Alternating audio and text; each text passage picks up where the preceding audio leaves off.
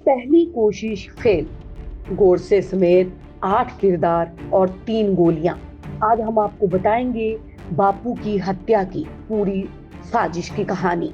30 जनवरी 1948 Mahatma Gandhi Birla house के अपने कमरे में सरदार पटेल से चर्चा कर रहे थे। बातचीत गंभीर थी, समय का पता ही नहीं चला। बातचीत शाम 5:10 पर खत्म हुई। यही वह दिन था जब गांधी जी को प्रार्थना सभा में पहुंचने में देर हो गई थी। गांधी आवा बहन और मनु बहन के कंधों पर हाथ रखकर चले और अपनी आंखें जमीन पर टिका दी। उसे डांटा भी गया। उन्होंने कहा, मुझे देर हो गई है, मुझे ये पसंद नहीं है। मनुबहन ने जवाब दिया कि वह बातचीत में बाधा नहीं डालना चाहती थी। इस पर गांधी ने कहा, मरीज को सही समय पर दवा देना नर्स का कर्तव्य है। यदि जरा भी देर हुई तो मरीज की मृत्यु हो सकती है। गांधी सिर झुकाकर और आंखें जमीन पर टिकाकर तेज गति से चले। गांधी को आते देख इंतजार कर रही भीड़ उनका स्वागत करने लगी। भीड़ ने उन्हें रास्ता दिया ताकि वे प्रार्थना सभा में अपनी सीट तक पहुंच सकें। लेकिन उसी भीड़ में नाथूराम गोडसे रिवॉल्वर लेकर खड़ा था। गांधी जी को आते देख नाथूराम गोडसे भीड़ से निकला। उसने अपनी हथेलियों के बीच रिवॉल्वर छुपाया, गांधी जी को सलाम किया और फिर एक के बाद एक 3 गोलियां उनके सीने में उतार दी। गांधी जी गिर पड़े। उसके घाव से खून तेजी से बह रहा था। भगदड़ में उनका चश्मा और खड़ाऊ ना जाने कहां बिखर गए। गांधी जी को तुरंत कमरे में लाया गया, लेकिन वे पहले ही बेहोश हो चुके थे। उनका शव एक चटाई पर रखा हुआ था। आसपास भीड़ जमा हो गई थी। रात आंसुओं में कटी। गोली लगने के बाद लोग वहां से मिट्टी उठाने लगे। जहां गांधी जी गिरे थे वहां एक गड्ढा था।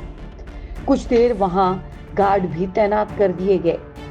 मनुबेन और आवाबेन के साथ महात्मा गांधी जी की हत्या करने के वाले नाथूराम गोडसे को उसी समय पुलिस ने पकड़ लिया था। भीड़ ने उसके सिर पर भी लाठियों से वार किया। गोडसे कहता था, मुझे जो करना था मैंने किया। 30 जनवरी 1948 को गांधी जी की हत्या कर दी गई, लेकिन उनकी साजिश आजादी के कुछ महीने बाद ही शुरू हो गई थी। गांधी जी की हत्या की तारीख 20 जनवरी तय की गई थी, लेकिन उस दिन हत्यारे असफल रहे।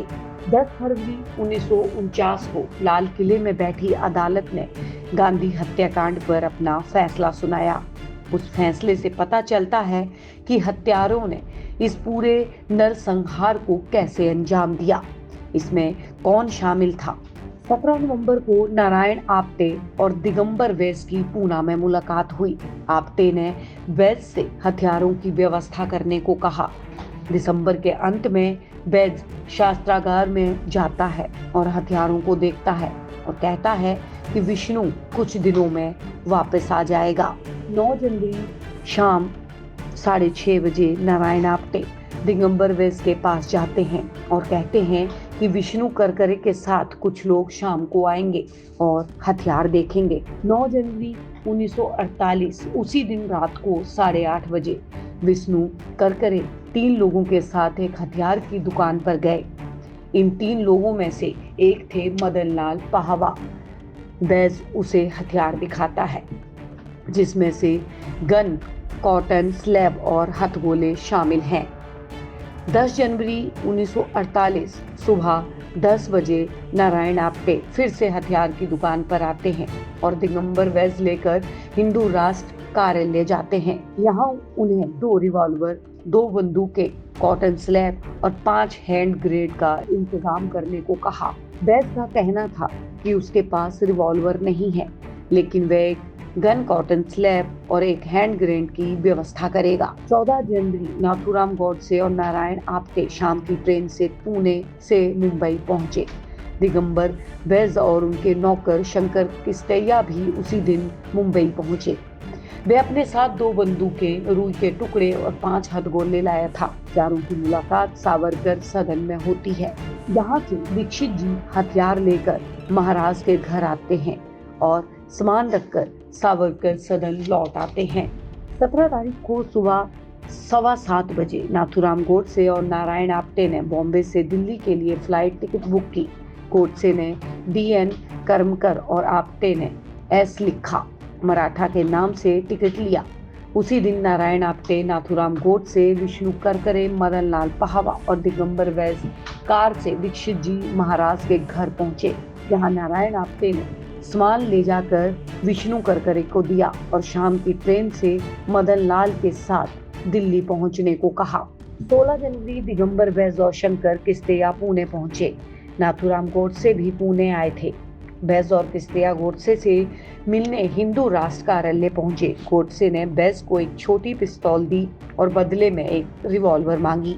दिल्ली पहुंचकर विष्णु करकरे और मदन लाल पाहवा शरीफ होटल में रुके। नाथूराम गोडसे ने S देशपांडे और नारायण आप्टे M मरीना होटल से देशपांडे के नाम से एक कमरा लिया। ट्रेन लेट होने के कारण दिगंबर वैस और शंकर किस्तिया 19 जनवरी की रात दिल्ली पहुंचे। दोनों हिंदू महासभा कार्यालय में रुके थे। वहां उनकी मुलाकात नाथूराम गोडसे के भाई गोपाल गोडसे से हुई। सुबह सुबह नारायण आप्टे, विष्णु करकरे, दिगंबर वैस और शंकर किस्तिया बिरला हाउस पहुंचे। चारों बिरला हाउस में दाखिल हुए और कुछ मिनट बाद ही बाहर आ गए। फिर पिछले दरवाजे से प्रवेश किया। नारायण आप्टे ने उन्हें वे प्रार्थना स्थल दिखाया जहां गांधी जी प्रार्थना किया करते थे।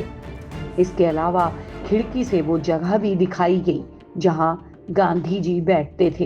ये सभी बाहर आ गए। नारायण आप्टे ने बिरला हाउस के दूसरे गेट की ओर इशारा करते हुए कहा कि भीड़ का ध्यान भटकाने के लिए यहाँ रुई के फाहे में ब्लास्ट किया जाएगा।